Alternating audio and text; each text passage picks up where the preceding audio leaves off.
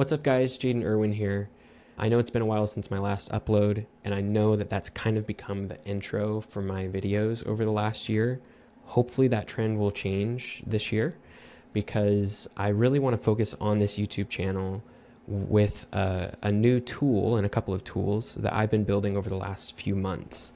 Without any further ado, this is a tool that I built called Sapling. It is a web framework, so I'm just going to get that out there. There's a new JavaScript framework out there. Not like we needed another one, but I sort of built one for my needs. I built one that I was happy with for my projects that I've been working on. And the reason why I didn't just use something that's already available is I sort of found there was this gap in the web frameworks that are out there. They sort of expect that you're going to build something huge, or you're going to want to use React, or you're going to want to use, fill in the blank front end framework. And really, I, in a lot of cases, didn't really want to. I just wanted, Tailwind maybe to be built in, so I could have utility classes built into my HTML. And it's just become kind of a standard. I know there's a lot of videos out there that just talk about Tailwind as a standard. And if you use it, then you'll realize why people are talking about it that way. But you still have to turn a lot of things on. You still have to opt into a lot of things to use Tailwind with build tools like Vite or things like that. What I built with Sapling is effectively a framework that lets you write HTML inside of your JavaScript with Tailwind styles built in. And it's pretty cool, I'm not gonna lie. So this is a hello world component on the landing page. You can go check out this website. It is live. Sapling.land is the domain. You've got this hello world component, right? So this hello world component, you've got Tailwind styles built in. The rendering is over here on the right, so you can see what that renders. You got the H1 hello world. But this counter is another example. So you can see that there's an island. Sapling Island is using the islands architecture that Astro uses. Eleventy has their own island architecture feature. And really a lot of the frameworks have used this for a while. So that same concept comes over here to Sapling. We have the Sapling Island web component. And then we've got a template. And inside of the template tag, you can put scripts. You can put JavaScript, vanilla JavaScript that just runs on the page. And you can see that we've got a little simple counter right there. And when it hits 10, you get some confetti. So that's a really simple counter example that uses vanilla JavaScript in the browser. And that didn't actually load the JavaScript until this element was loaded to render the click counter. So there you go, you've got islands.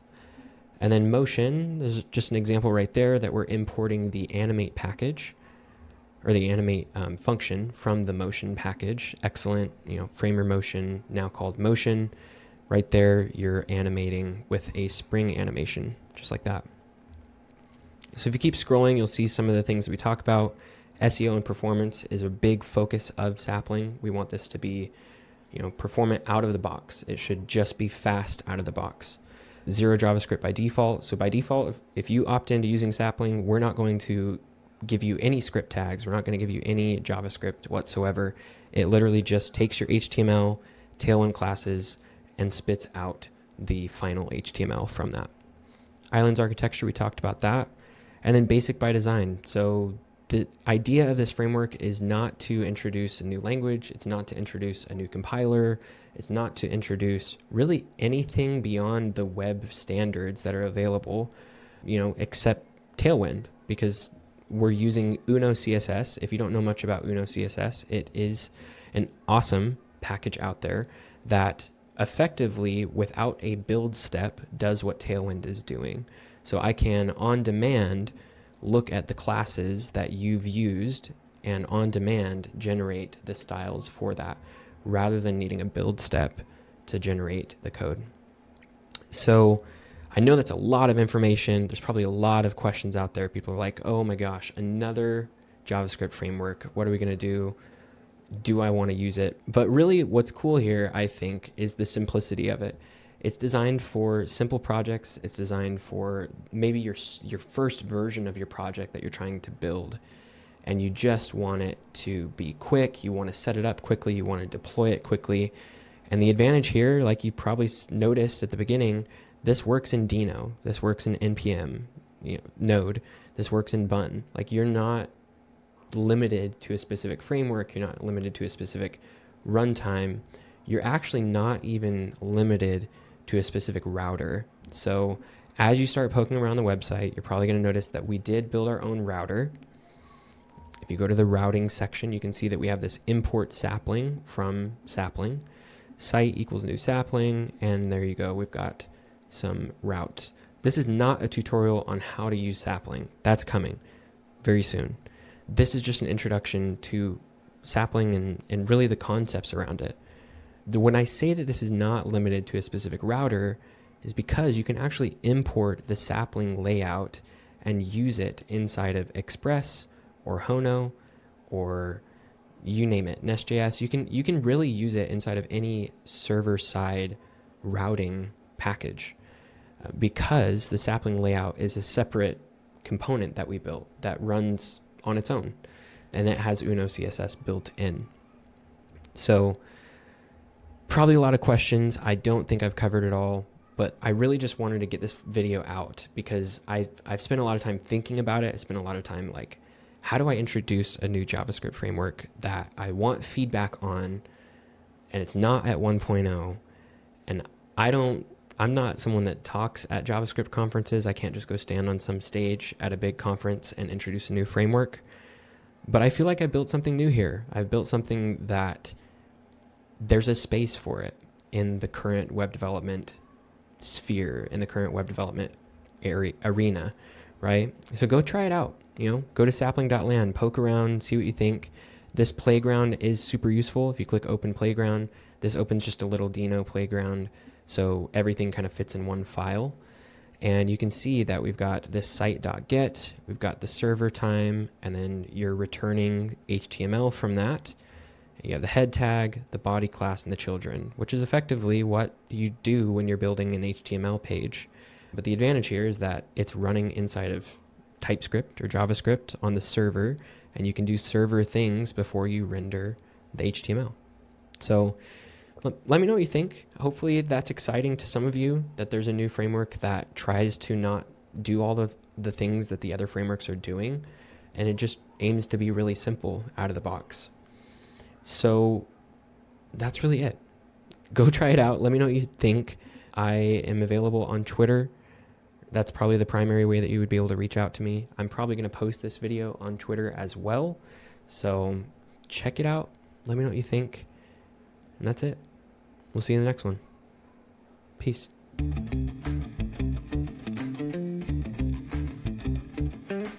Oh, and there is one more thing actually. I built a new tool called Tree Zero, and it uses Sapling with AI to output web pages.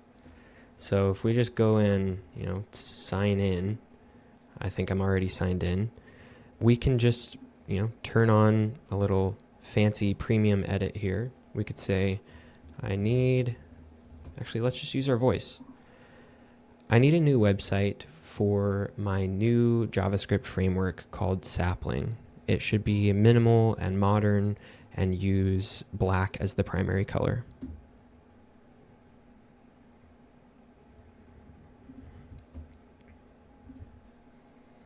So we'll submit that,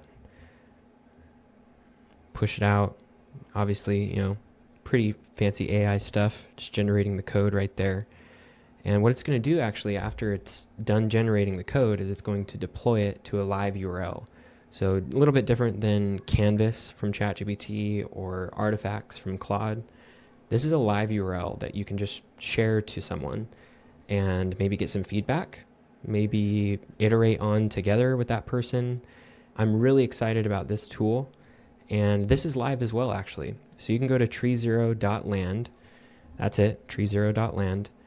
I'm probably going to also update the URL on the Sapling website after this has been uploaded, and try it out. Obviously there's a paid cost to having AI. This is a SaaS product. This is a product that may or may not just be for developers. It might be for just a general person to go generate a website. But the cool thing about this is it deploys to a live website. It deploys to a live URL. So if we open this, you can just go and share that .tree0.site with someone, and there you go. It's live. There's a lot of things that I planned for this tool, but it is actually using, if you go to the code section, it is using the Sapling framework, right? So a lot to unpack there. I kind of just had to do the one more thing at the end. Let me know what you guys think. I'm really excited about these two tools. You're going to see a lot of content over the next year about these two, me using both of these, and kind of, hey, maybe you're a web developer and you want to use Sapling, and maybe you want to start using it for like client projects. That's what Tree0 would be for, is you could very quickly, clearly, like very quickly generate something, show someone the URL, get some feedback from them, pass that content back, or pass that feedback back into the AI, and go back and forth. I think it's one of the fastest tools out there to generate something that is fast quickly. So hopefully you guys like it. Let's see what happens. Thanks, guys. Peace.